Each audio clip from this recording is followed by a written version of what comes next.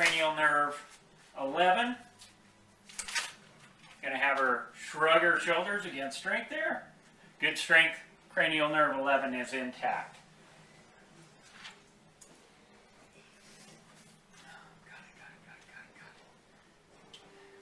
Hang on. And 12. On cranial nerve 11. Going to have her shrug her shoulders against strength there. Good strength. Cranial nerve 11 is intact.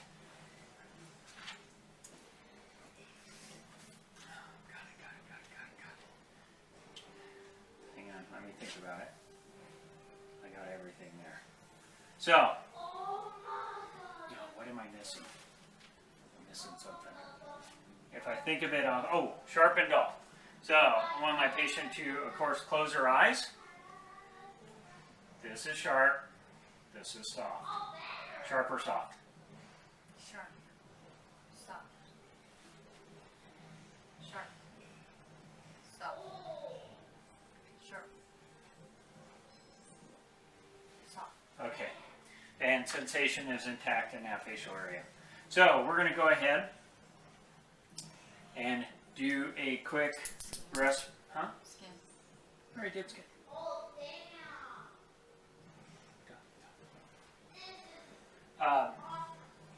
Have my patient turn just a little bit for me. Going to start from the bottom, working my way up. Deep breaths. Okay, through the mouth. There you go. Comparing side to side. Moving up through our lung fields here. Good air movement. Lung sounds are clear and equal bilaterally. Going to have my patient hold her arms up.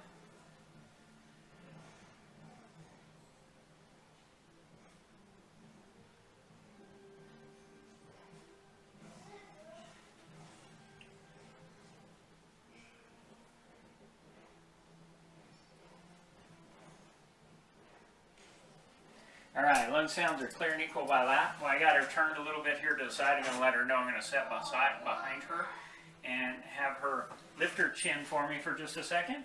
Swallow. Visualize the thyroid cartilage moving up there. I'm going to let my patient know I'm going to be manipulating her thyroid cartilage to palpate her thyroid gland. It is soft.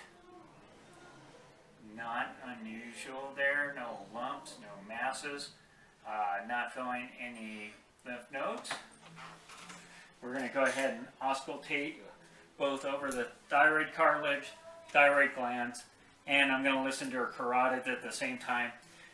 One, listening for adventitious lung sounds over the thyroid. Didn't hear any through the chest.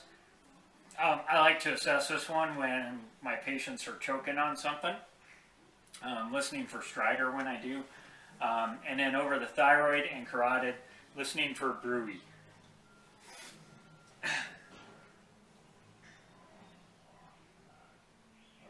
Hold your breath for me.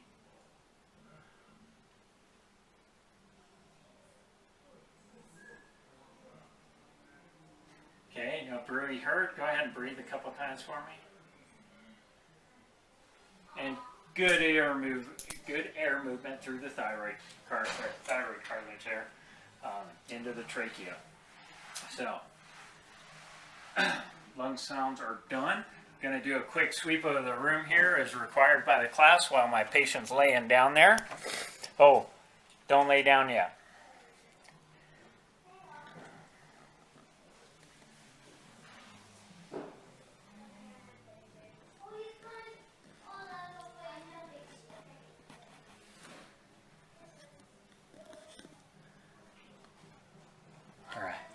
The other thing I got to do is measure the excursion of her, turn back to the side.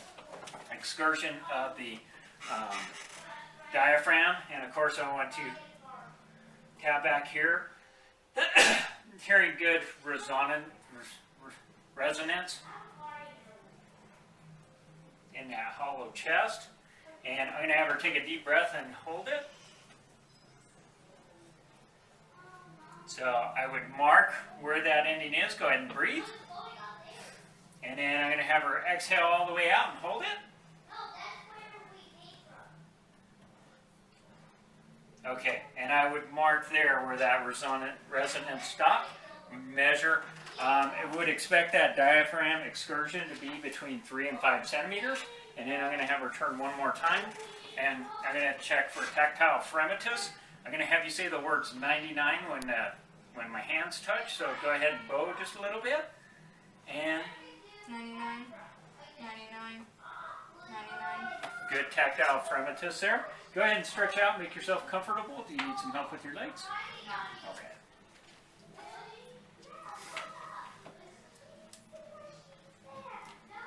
Need some help laying down.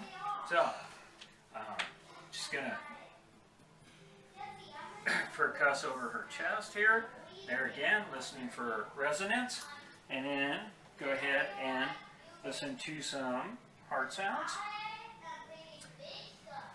With this particular stethoscope, don't hear as well through the bell.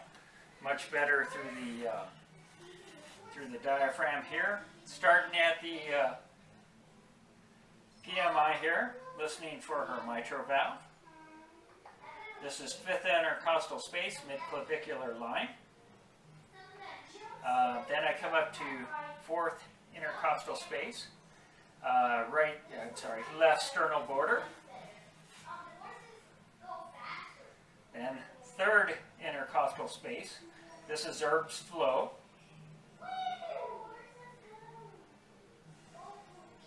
So I got the mitral valve, the tricuspid, the pulmonic valve up here, 2nd intercostal space, angle of Lewis, left sternal border. And then over here, 2nd intercostal space, right sternal border, listening to her aortic valve. Here in a solid lub dub there, S1, S2 being present.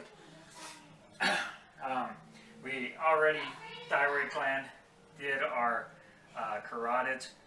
Just a quick feel here of her clavicular lymph nodes, not feeling those. Left those out, sorry. So, quick sweep of the head, quick sweep of the cheeks, coming down. Gonna feel her temporal pulses. Gonna feel her carotids, one at a time. You don't want to cut off blood flow to the head.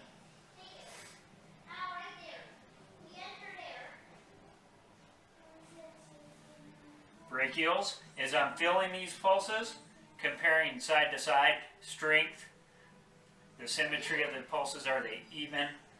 Are they regular? If I had a cardiac monitor, I'd be looking at that at the same time. Radials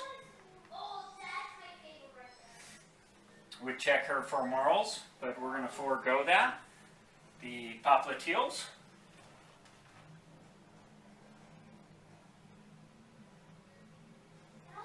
So far, these pulses are all strong, equal, and equal from side to side. Equal in their rhythm as well, regular rhythm. Good pedis dorsalis, and then the posterior tibialis. Nice strong pulses all around. So,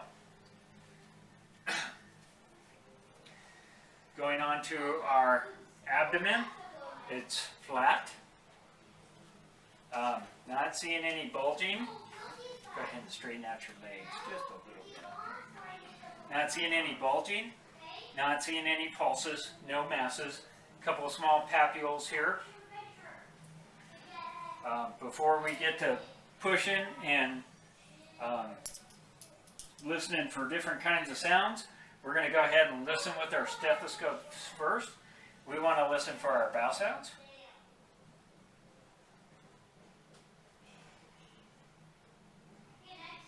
And bow sounds, we expect to hear 5 to 30 sounds every minute at a normal rate. And actually, we're going to listen to each quadrant for almost 5 minutes to get a really accurate count on that, is the way I was always taught.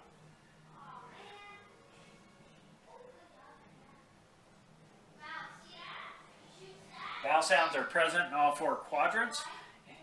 And what I'm going to go ahead and do is, before I start pushing on there and get them all stirred up, I'm going to listen for her aorta here. I'm going to be just off that left side. Good solid pulse there, not hearing any bruit. Right off the, right off the border of the ribs here, listening for her renal arteries.